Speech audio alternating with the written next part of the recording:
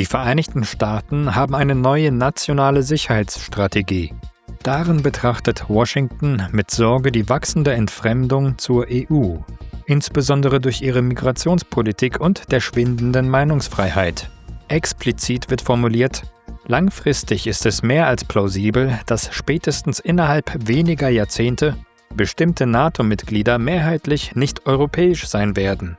Daher steht es offen, ob sie ihren Platz in der Welt oder ihr Bündnis mit den Vereinigten Staaten genauso sehen werden wie diejenigen, die die NATO-Charta unterzeichnet haben. Folgt man der Argumentation, scheint Europa in den Augen der Trump-Regierung nicht länger der wichtigste Alliierte zu sein, sondern zu einer Gefahr für die USA zu werden. Wie siehst du das? Kehrt Trump wirklich Europa den Rücken zu? Und teilst du die Sorgen über die Zukunft der EU? Well, first of all, this is a very predictable document. Shortly after Trump was sworn in as president, I gave a number of interviews in which I said that it's clear that the focus of the Trump administration is on what I called Fortress America, a Western Hemisphere approach. And we see this in the National Security Strategy document. President Trump speaks of the Trump corollary to the Monroe Doctrine. The number one priority for the Trump administration is the security of the American homeland. And to do that, you not only have to protect the borders, but you have to manifest control of the Western Hemisphere. So this is the number one priority. This is a shift because previously the number one priority of the United States was to maintain the rules-based international order, a system of relationships that date back to the end of the Second World War. And NATO and the transatlantic relationship between the United States and Europe is the primary example of what the rules-based international order should look like. It's clear that Donald Trump no longer believes in the primacy of the rules-based international order, and he has taken a very critical look at Europe and the relationship between Europe and the United States. But we also need to reflect on one more thing before we talk about Europe. If the number one priority of the United States is the homeland, defending the homeland, and securing the Western Hemisphere, the number two priority of the United States is the Pacific and managing the relationship between the United States and China to simultaneously seek normalized trade relations while at the same time exercising American military primacy over that region. Conventional overmatch is what the Trump administration talks about. And to achieve this, the United States will need to focus its military resources on the Pacific. That's the number two priority. The number one priority is to focus our military resources on securing the American homeland, the Western Hemisphere. The number two priority is securing the Pacific. The third priority is Europe. So right off the bat, you understand that Europe's not number one in the Trump mind. This is no longer about maintaining a sacred transatlantic relationship that Joe Biden often spoke about. And you have to ask yourself why. Why is this the case? The president has made it clear that he is not seeking a conflict with Russia. In fact, he is going in the opposite direction. He seeks stable relations with Russia. And this is essential in order to carry out his primary goal of focusing resources on securing the American homeland and on securing America's presence in the Pacific. Europe is not the battleground that Donald Trump wants to be focusing on. Neither is the Middle East. He's seeking to stabilize, America's military engagement in both regions. But let's focus on Europe for a second. What is Europe? You see, Europe is no longer a collection of nations aspiring to be democracies that are beholden to the United States for securing their liberation from Nazi Germany in the Second World War.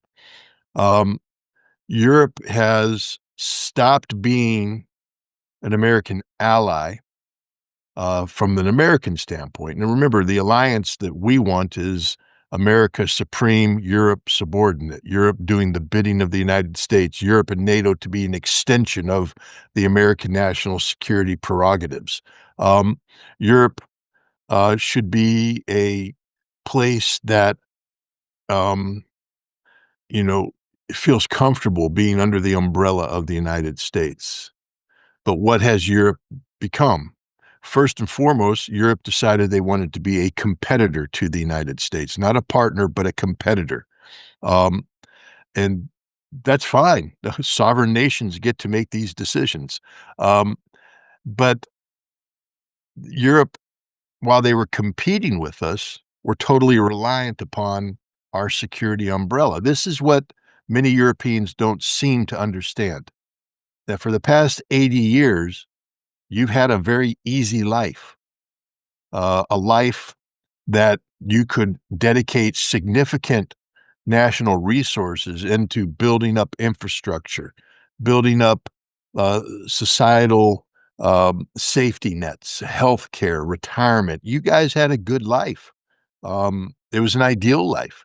Many in America looked at your life and said, wow, wish we had that kind of retirement system. Wish we had that kind of medical care.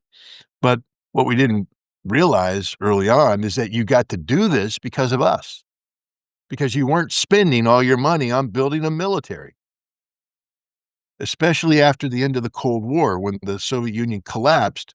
You really did go into the peace dividend. You stopped training, you stopped buying, you stopped building, you stopped doing everything related to building real military power, and you were completely reliant upon the United States. Um, and then at the same time that you were reliant upon us, you had visions of grandeur, that you were going to be a world power, competing with the United States economically and perhaps geopolitically. And a lot of this European grandeur requires Europe to have an enemy. Well, you can't be our enemy because you need us. Although we were your enemy ideologically. Let's just be honest. Let's have an honest conversation. Go back the past 2 decades and sit in a cafe and listen to Europeans talk about the United States. Is it as a friend? Like, 'cause I lived in Germany in the 1970s and 1980s, and I know the conversations that were had. Genuine friendship, real friendship. Um, Maybe you guys grew up, I don't know, but you became resentful. You began to belittle America. Now, we have a lot of problems. I know we do. I live here. I know the problems that exist in America, and I have no problem having frank and honest discussions about America's problems. But to have Europeans sitting in their cafes only because we gave them the opportunity to build a good society because they didn't have to spend trillions of euros or trillions of marks or francs or on building a military. They lived because they are under the security of the United States, and then they belittle. That's like a child living in their parents' home, making fun of their parents going out and doing the work. Um, let's just be honest about Europe's approach to the United States. We weren't our friends. You were using us. And then you got us because in order to justify your growth as the European Union or as NATO, you needed an enemy, and that enemy was Russia. And you postured yourself to be hostile to Russia. Now, you were encouraged by the United States. Successive American presidential administrations agreed with you about Russia. So you're not, you know, guilty of doing this on your own. You were pushed down this path by the United States. But while we're pushing you down this path, you're seeking to use this confrontation with Russia not as a vehicle of empowerment of a transatlantic relationship, but using the transatlantic relationship to promote Europe as a competitor to the United States. 2 things happened. 1, the Russia thing went bad. It went real bad. The whole Ukrainian debacle was a disaster. And 2, as the Russia thing got worse and the costs that were accrued because of this Russia debacle in Ukraine, the American people started to reflect on, why are we doing this? To whose benefit is this? And the answers that came back is, it's not to America's benefit. We gain nothing from this. In fact, anybody who took a realistic look at Russia realized that Russia was not our enemy. Russia has never been our enemy. Russia would love to live in peace and harmony, as co-equals in the world. But see, you can't have that and then have Europe succeed in its vision of global relevance. Europe needs an enemy. Europe had decided that that enemy is Russia, and that was incompatible with America's new realization that we don't want a war with Russia. And so now we're compelled to take a long, hard look at our relationship with Europe. And here this is where the ugliness of America is rearing its head. In the United States, we have a border problem, a border security problem. And we don't simply just reflect on the reality of, unfettered immigration and what that does to society. We turn it into ugly racial overtones. We start to pick on people who don't share our common American values, but that oftentimes comes down to aren't white like us. And so this mindset, which I don't agree with, then gets transported over to Europe in our evaluation of Europe. And we take a look at Europe's immigration policies, which the Europeans acknowledge is problematic. We take a look at the transformations of European society. And again, when I say European society, let's be frank, there's no such thing as European society. There's German society, there's British society, there's French society, there's Italian society.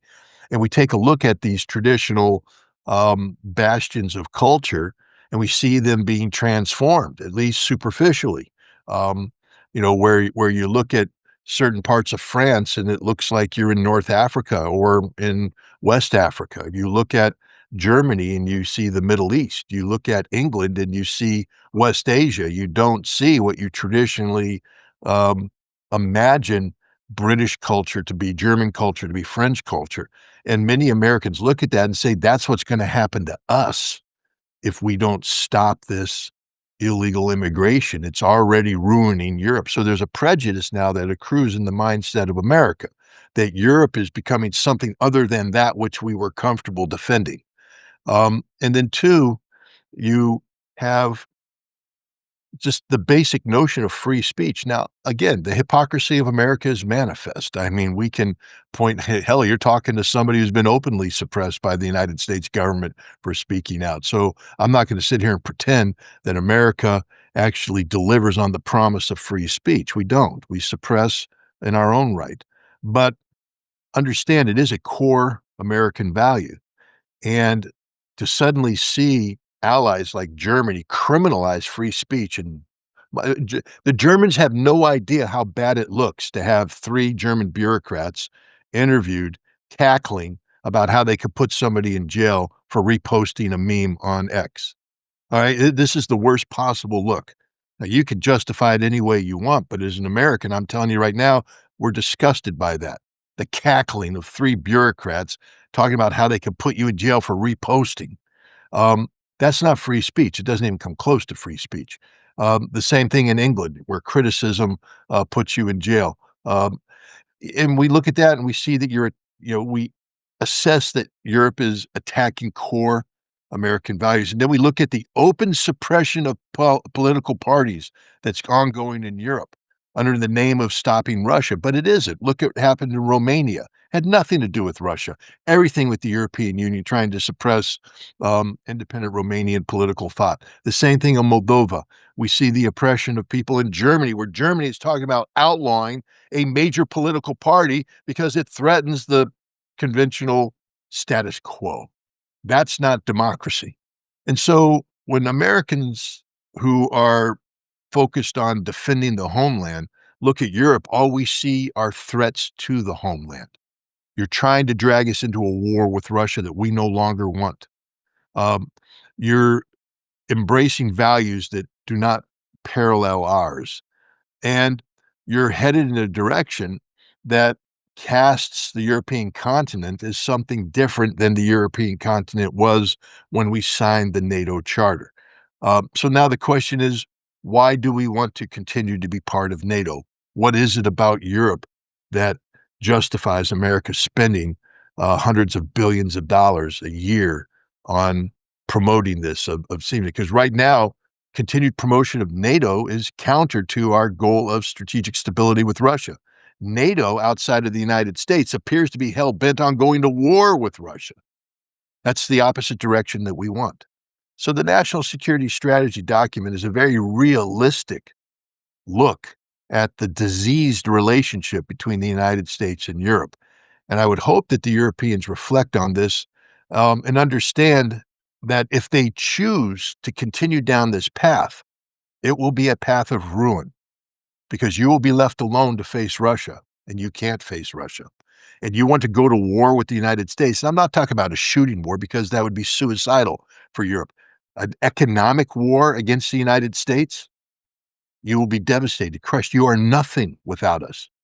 Maybe you could be something down the road, but right now you are nothing without us. You've spent 80 years being reliant upon us, and now you're going to throw a temper tantrum and try and declare independence? Good luck with that. We've made our decision. You're not our top priority, and we don't even like you. We used to like you, but we don't like you. We don't understand you. We don't understand what you've become. We don't understand what you want. You don't understand what you've become. You don't understand what you want. Europe has a lot of growing up to do, and then growing up doesn't mean, again, throwing a temper tantrum and declaring independence like some petulant teenager. All right, Europe's in a lot of trouble right now, a whole bunch of trouble, and the national security strategy of the United States is reflective of just how much trouble you're in. Wird die Trump-Regierung wirklich die Konsequenzen aus der von ihr formulierten Sicherheitsstrategie ziehen? Werden die USA ihre Truppen aus Europa abziehen, weil die EU-Nationen keine verlässlichen Partner mehr sind? Was würde es für die europäischen Nationen bedeuten, wenn die USA ihre Truppen aus Europa abziehen? Was müssten Nationen wie Frankreich oder Deutschland dann tun, um ihre eigene Sicherheit zu gewährleisten? Well, first of all, I think Europe should understand that you don't need American troops to be secure. You need solid, stable relations with Russia. You're creating your own problem. You don't need to buy, anti-hornet spray and protection against wasps if you don't kick hornets' nests. All right, you get stung because you're kicking a hornet's nest. That hornet's nest's called Russia. Russia's not a threat to Europe. Russia actually is the key to European economic relevancy, and it's what helped Europe be what they are today, cheap Russian energy. Go back and calculate the money that you saved by not buying energy on the spot market, but having the benefit of long-term contracts with Russia. It made your economies what they are. Now you've opted out of that. There is no viable alternative to that. Russia's not your enemy. Russia's your friend. Therefore, you don't need the United States to back you up militarily. There's no reason for the United States to maintain, hundreds of thousands of troops, although we're not there now, but, almost, a little bit more 100 if you count the troops that we rotate in, on a short-term basis. Why are we doing this? Why do you need a United States armored brigade in Poland? If Russia's not the enemy, why do you need that? Why does Germany need American forces in Germany if Russia's not an enemy? You don't need it. So right off the bat, you're going against the forces of history, because so long as the United States opts to try and have stable relations with Russia, it's a countervailing pressure on the notion that we have to maintain a large and meaningful presence in Europe. That's very expensive, by the way. It's a very expensive proposition. And for what purpose? This isn't the 1970s and 80s where we're facing off against a massive Soviet and Warsaw Pact military machine. This is a time when You know, we created a problem in Ukraine. Russia's responded to that problem militarily because we refuse to engage meaningfully in any non-military solution to this problem. And now we're saying, oh my God, look at the threat Russia poses. But anybody who says that is just ignorant. Russia right now is engaged militarily in Ukraine after doing a single mobilization of 300,000. And that was only done after Europe and the United States decided they wanted to make the Ukraine conflict an absolute proxy war between the collective West and Russia. Russia's military forces down there are sufficient to the task of dealing with the Ukrainian problem, but they aren't sufficient to expand Russia's military reach once that conflict ends. The 1,000-kilometer frontage that exists in Ukraine, if Russia were to go to war against NATO, against Poland, against the Baltic states, Romania, etc., Russia would have to mobilize millions of men to do this. Russia's not doing that. I mean, you have to be realistic. When people talk about a Russian threat, understand there is no Russian threat. None. Russia will defend itself. Russia will destroy Europe if Europe wants a war, but there is no Russian threat, no military professional. I will debate anybody on the NATO military committee, any NATO general about the threat of Russia. And at the end of the debate, they'll be humiliated and they'll have to leave the stage in tears because there is no viable military threat from Russia. And every military professional knows and understands this. It's a manufactured threat. Um, and yet now because they've manufactured this threat, NATO's put itself in a position where they need to, create this 800,000 strong military. That's insanity. They can't afford it. You have no money for this. You don't have the industrial base for this. And they're talking about transformation. They're talking about basically destroying the very economic principles that made Europe, economically stable in order to build a military they don't need to face a threat that doesn't exist.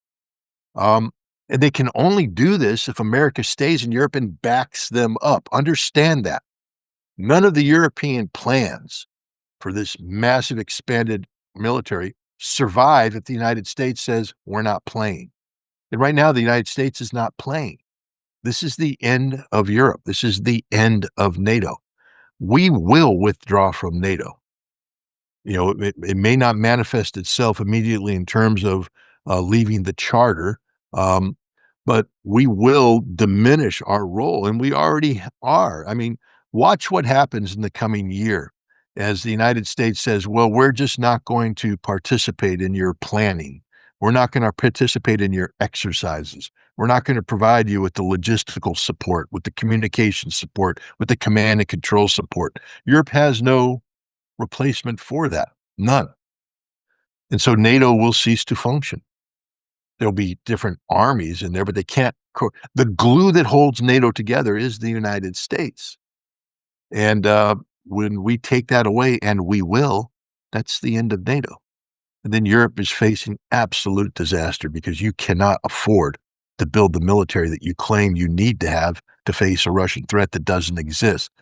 And as the European people wake up to the fact that they've been misled, grossly misled by their political and economic elites about the threat of Russia and the need for this military and the consequences to their society that building this new military will produce, they will rise up. Now, I'm not talking about violent revolution, although one never knows. But they will rise up and replace these leaders. And we've seen this. We're seeing movement in that direction. The traditional status quo power elites that exist won't exist. They can't exist because their existence is destructive to the very survival of the European people, of Germans, of French, Italians, of British. And then we have to deal with the fact that what is Europe and what is the European Union, and is this really, this unifying force? And the answer is no. Europe is deeply fractured, deeply divided. You have a whole bunch of people in Brussels and Strasbourg that like to fly the blue flag with the gold stars and say, this is my flag. This is worth fighting for. Really? Who's going to fight for it? Because the people that are putting that up there, none of them serve in the military. They're a bunch of bureaucrats who have made their wealth off of the notion of European Union, this artificial construct that doesn't exist. Um, you know, you're rallying around a cause, rallying around a flag that doesn't exist beyond paper.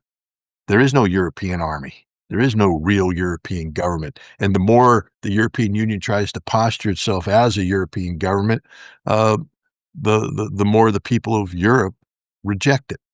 And that's what we're seeing right now. We're seeing Europe fracturing. So again, this is all reflected in the National Security Strategy document of the United States. Trotz der mehrmonatigen Initiative von Trump stagnieren die Verhandlungen zwischen der Ukraine und Russland weiterhin. Der von Trump und seinem Team ausgearbeitete Friedensplan wurde offenbar von der ukrainischen Führung überhaupt nicht gelesen, geschweige denn ernst genommen. Direkt nach seiner Vorlage hatte die Europäische Koalition der Willigen klargemacht, unter diesen Bedingungen könne die Ukraine keinen Frieden schließen. Woran scheitern die Friedensverhandlungen aus deiner Sicht? Welche Rolle spielen EU-Führer bei diesem Scheitern? I think everybody has to understand that Europe doesn't look for peace. I mean, this is the problem. Europe was looking to destroy Russia and use the Ukrainian conflict as a mechanism to bring Russia down. Do people forget what Macron said, what Merkel said, what Merz said, what Rutte said, what former, the Norwegian Stoltenberger said, and such about Russia, the strategic defeat of Russia? The Russian military must crawl from Ukraine on its knees and beg for forgiveness. I mean, this is the European mindset. Russia hasn't forgotten that. But the Europeans today pretend that somehow they're the continent of peace when all they've been doing is promoting war with Russia, using Ukraine as the proxy to carry out this conflict, a conflict of existential proportions. When you speak of strategically defeating Russia, you're talking about not just wearing their military down to the point where they can't sustain the fight, but you're talking about the economic collapse of Russia. Why have you put on 20 separate tranches of sanctions? Because you're the friends of Russia? You're promoting economic stability in Russia? No, you're seeking the economic collapse of Russia. And with the economic collapse comes societal collapse, which will then bring about political collapse, which is this is all about, getting rid of Vladimir Putin's government. Have the European people forgotten about this? Because I haven't, the Russians haven't, and anybody who's been looking at this issue knows damn well what you want. And what the problem is that Ukraine can't survive. This proxy you built has been defeated. Not just Ukraine, but all the way back to the defense industrial base of Europe. You've been defeated by Russia. They've beaten you, and you can't handle it.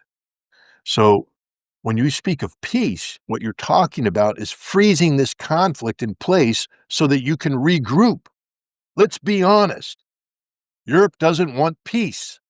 Europe wants a pause. A pause. And they say it, but everybody pretends they don't say it. We want a pause. The Ukrainians are like a pause so we can regroup and then go back and take these territories back from Russia. And the Europeans are like, yes, these territories belong to Ukraine. Well, goodness gracious, if that's your mindset, then Russia will just continue kicking your ass. And that's what's happening. You don't want peace. This isn't a peace plan. It's not a peace process. It's a pause in the war that you started, and you want to finish on terms acceptable to you. Well, Russia's not playing that game. And the United States has finally woken up to the fact that Europe is the problem. You know, it's hilarious to see the Europeans talking about a peace process that the United States won't even engage with them on. You don't matter. We don't care. You put yourselves out of this process by being stupid. If you want peace, you have to be realistic. And if you want peace, it will be on terms acceptable to Russia. The United States has finally woken up to the fact that Russia has a say. And whoa, let's go back to that National Security Strategy document. Russia is no longer portrayed as the enemy. You guys do understand that there's fundamental philosophical differences between Europe and the United States on what Russia is. And since we're the big dog and the only dog that counts, it's our interpretation that matters, not yours. You're the little chihuahua. And the Rottweiler don't care. You can howl all you want. We don't care. Okay, there will be an end to this war. Europe can decide to end this in a way that shows sincere concern for Ukraine and the Ukrainian people, recognizing this war has been devastating for them. And unfortunately, because Ukraine and Europe made certain decisions, there are prices that will be paid. But if you want stability, if you want peace, if you want harmony, if you want to create the the potential, the new European security framework that allows you to de-emphasize military solutions and genuinely seek peace, then you would support Donald Trump's peace plan.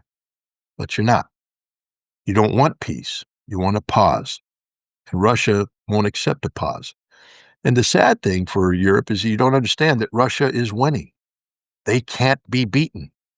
They are rolling on the front. We are looking at the collapse of Ukraine. And the longer you seek a pause, the more you guarantee that whatever exists of Ukraine when this conflict is over won't be the sovereign state you claim to be fighting in defense of.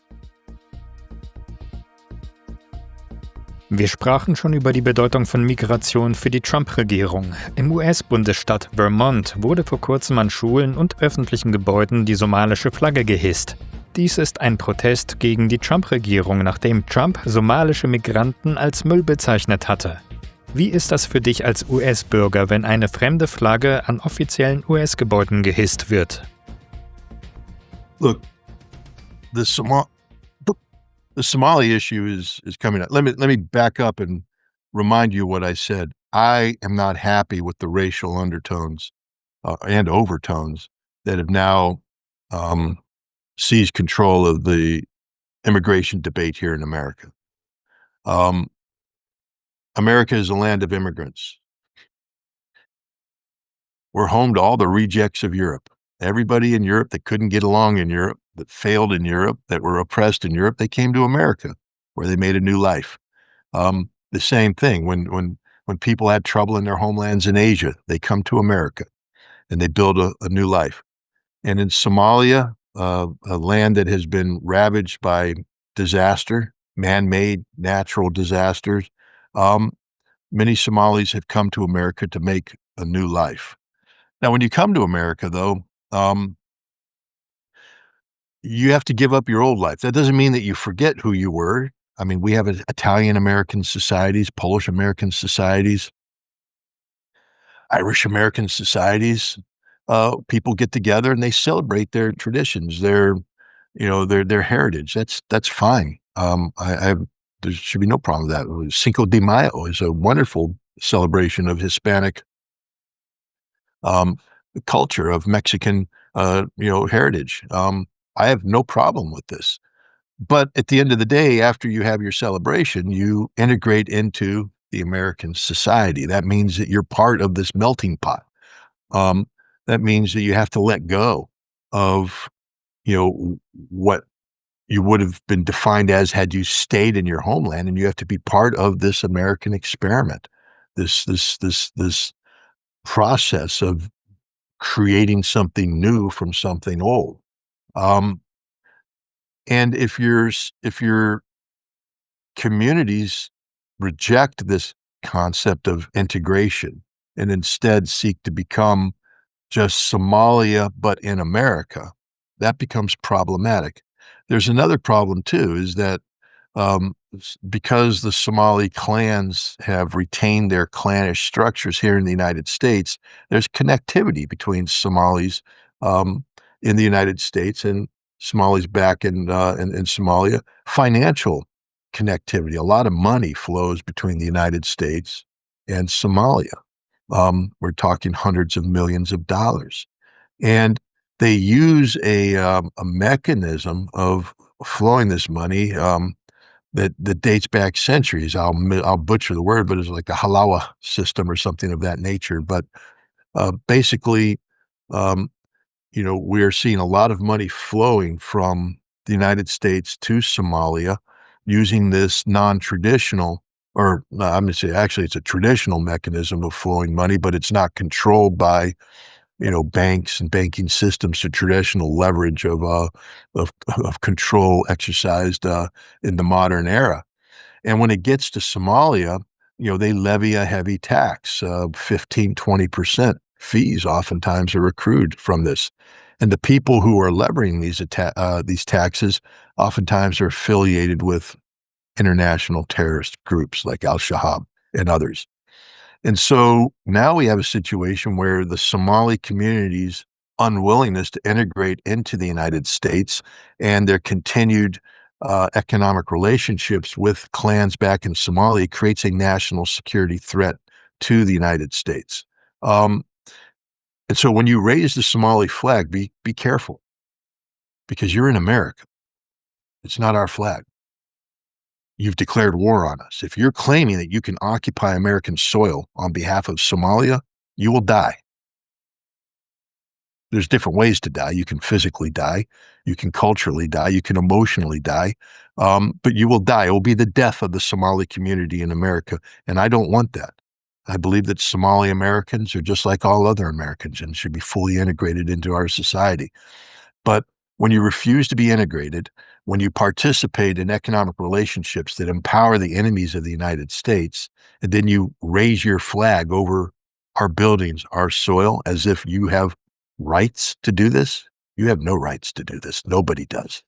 Look, I get as angry when I see the Israeli flag raised on American soil, so I'm not a hypocrite. The only flag that belongs raised on America is the Stars and Stripes, the flag that's protected by American flag law, the living symbol of our nation. That's the flag that should be raised. That's the flag that should be, held in the highest esteem. The flag that we, pledge our loyalty to our nation about. You start raising Somali flags on American soil, and that's just a short trip to hell. Schauen wir nach Asien. Dort wachsen in den vergangenen Wochen die Spannungen enorm. Der von Trump verhandelte Frieden zwischen Kambodscha und Thailand wurde am Wochenende erneut gebrochen. Es droht ein Krieg zwischen den beiden südasiatischen Nationen. Gleichzeitig steigert sich das Säbelrasseln zwischen China und Japan. Beide Seiten hatten ein gefährliches Zusammentreffen von Kampfjets im ostchinesischen Meer. Japan wird unter der neuen Premierministerin Takaishi massiv von den USA unterstützt und auch aufgerüstet. Welche Rolle spielt die US-Geostrategie bei den aktuellen Spannungen in Asien? Könnten sie zum Zündfunken für einen größeren globalen Konflikt werden? Well, first of all, we have to understand that the mediation effort by Donald Trump between Cambodia and Thailand was superficial in the extreme. A short-term solution brought on by economic coercion. I will sanction you, I will tariff you unless you stop fighting. They stopped fighting and Trump declared victory. Look what I've done. I stopped the fighting. But, he didn't even understand what they were fighting about. He doesn't understand that, back when Cambodia was part of the French colonial enterprise, that the French sought to impose territorial delineation between Cambodia and Thailand that the Thais have rejected. There are these monasteries that are in the region that are that are deeply meaningful to the people on both sides of the border, religious structures that currently fall into Cambodian territory, but the Thais believe that belong to them. Again, these are disputes going back centuries, and Donald Trump didn't do anything about that. He made no effort to engage,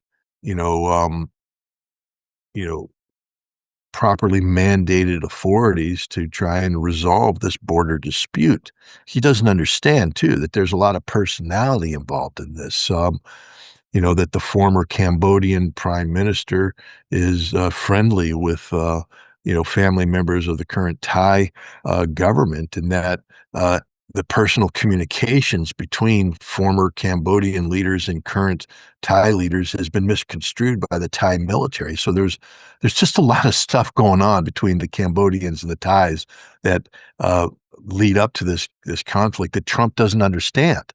And because he doesn't understand, he didn't deal with it. Because he didn't deal with it, they were never resolved. And of course, the war is breaking out again, because there was no peace. There was just a temporary cessation of hostilities brought on by, a reaction by both parties to avoid, tariffs. But if you don't resolve the underlying issue, you haven't resolved anything. And so, of course, war is breaking out.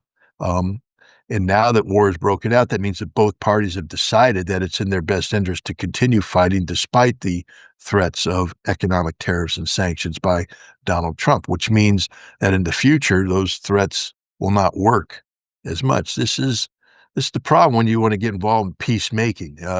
You look for, and the purpose of your peacemaking isn't to really bring about peace, but you create a superficial perception of you as a peacemaker so you can get the Nobel Peace Prize, because that's what this is all about. This is about President Trump's ego-driven desire to have the Nobel Peace Prize, and he wants to be seen as the world's greatest peacemaker.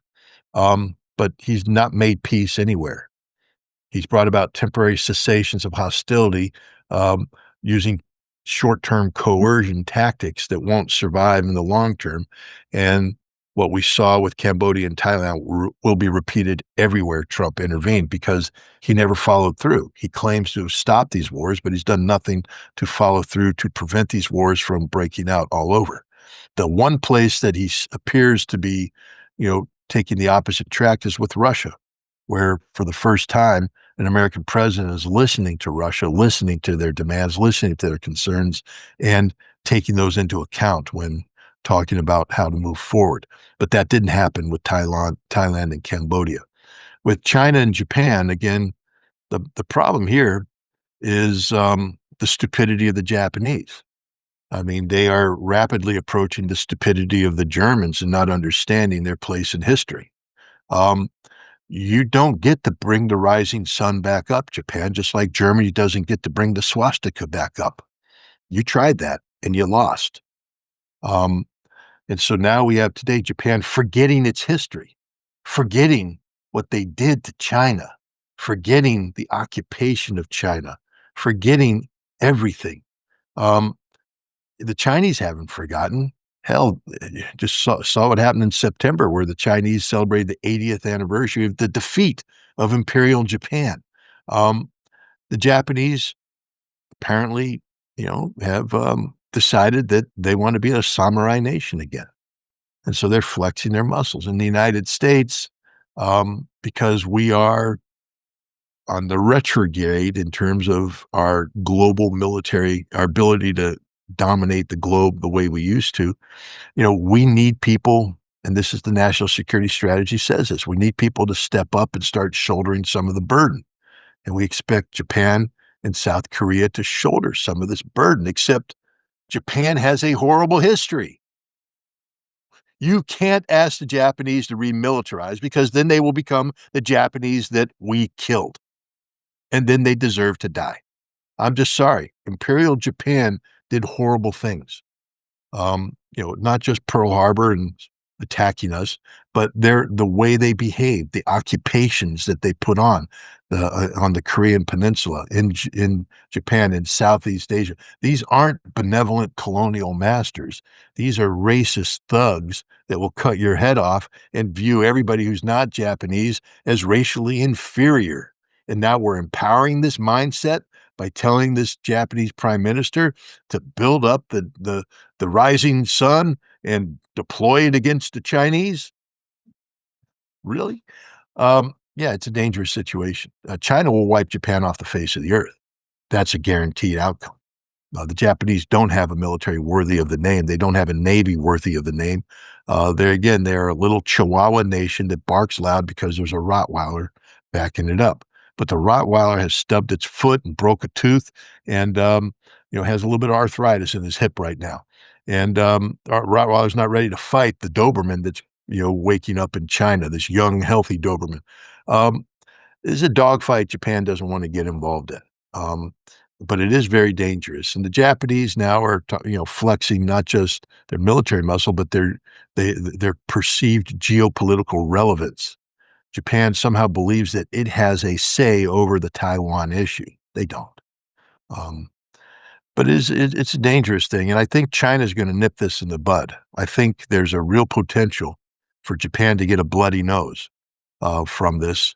And then the United States will realize that, that either they enter into an existential conflict with China that could lead to a nuclear war, or they recognize that China has legitimate regional national security interests and spheres of control, and that Japan needs to understand its place.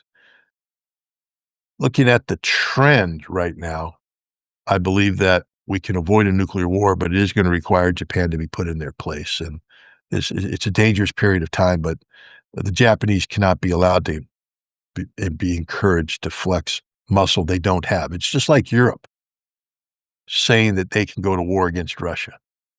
No, you can't. Only if the United States backs you up, and we're not going to.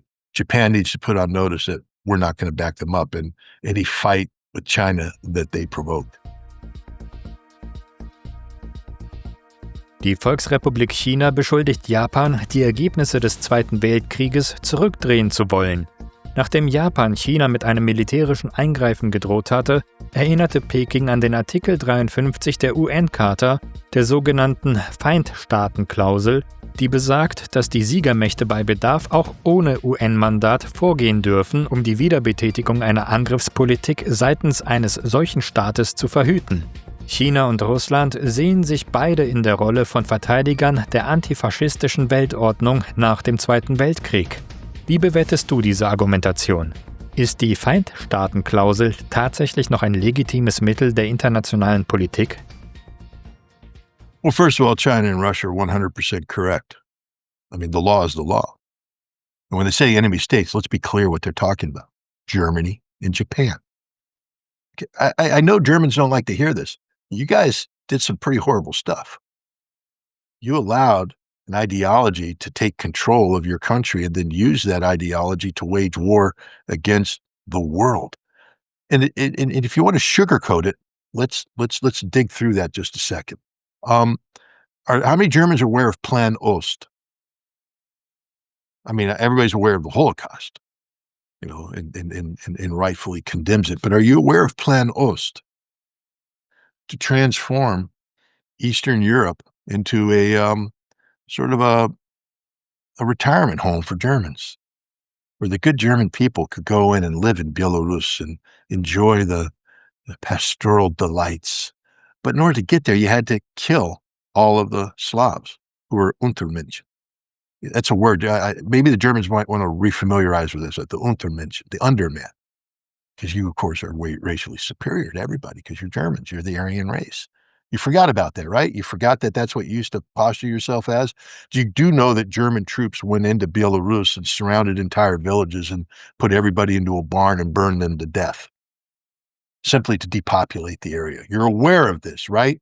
You're aware of Plan Ost's desire to eradicate 75% of the Slavic population, to murder them. Murder them. That was your plan. That's what you wanted to do. You're the enemy state. You can never be allowed to manifest yourself in a manner that allows the repeat of this history. You are the enemy. And so when the Germans say we want to build the largest ground army in Europe, guess what, guys? You can't be allowed to raise your ugly head again as a nation that seeks to use military power as a force of coercion, a force of relevance. That's the Fourth Frickin' Reich. That ain't going to happen. And when you look at Japan, it's the same thing. The Japanese Empire was an ugly, racist empire that, again, had notions of racial supremacy. The Japanese race was supreme over everybody. So when they occupied, they did horrible things. Look at the rape of Nanking. Look at how the Japanese treated the Chinese, the millions of Chinese lives lost. Look at what the Japanese did throughout the territories they occupied and how they treated these people. They are the enemy state. And China is 100% correct to point that fact out. And if the United States wants to engage in policies that allows the resurrection of an enemy state, so be it. Europe and the United States could pretend that this article is no longer relevant.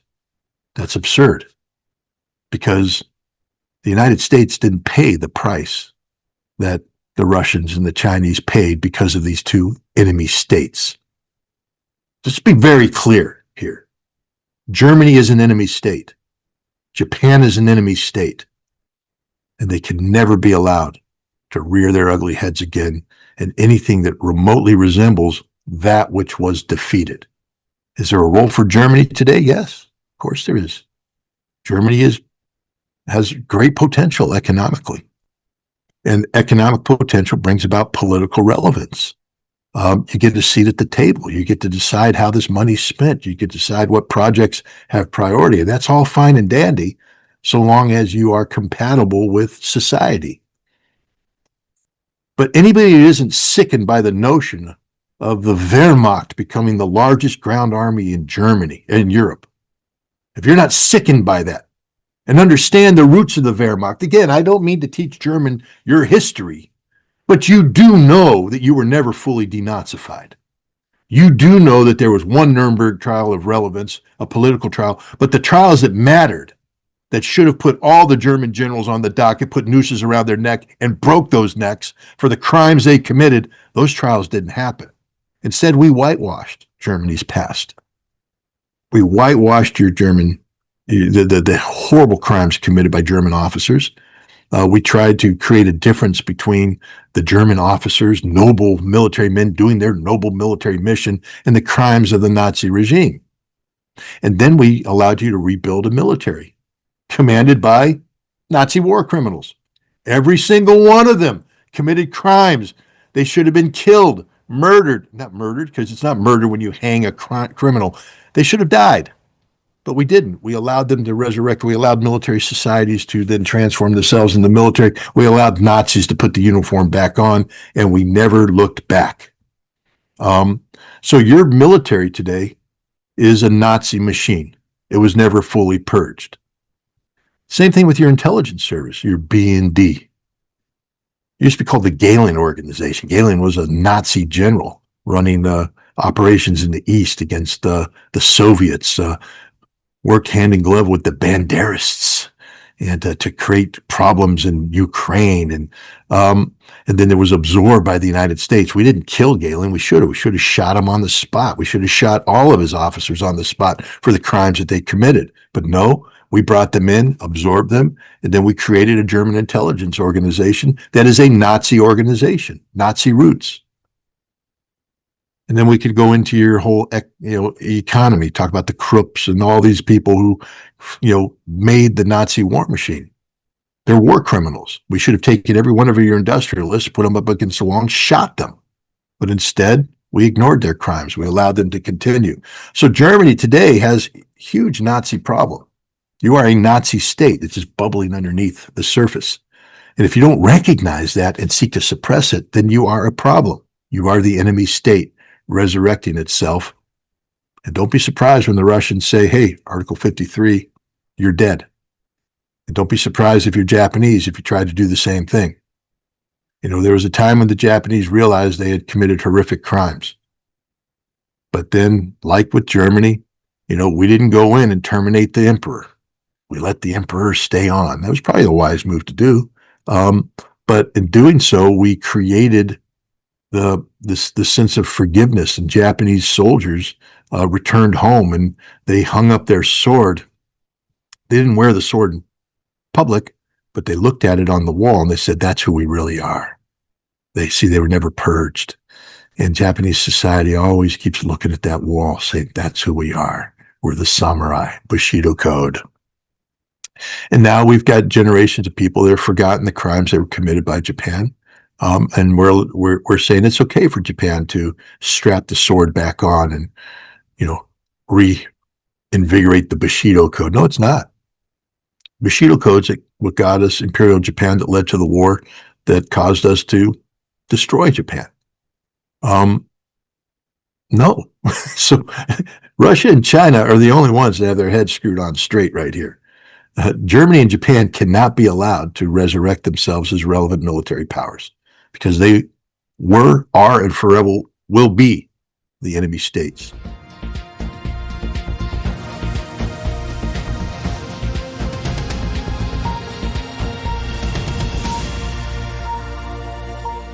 Liebe Zuschauer, wenn euch unsere Beiträge gefallen, teilt sie unbedingt in den sozialen Medien. Abonniert unseren Kanal und drückt auf die Glocke, damit ihr keine Veröffentlichung von Gegenpol verpasst.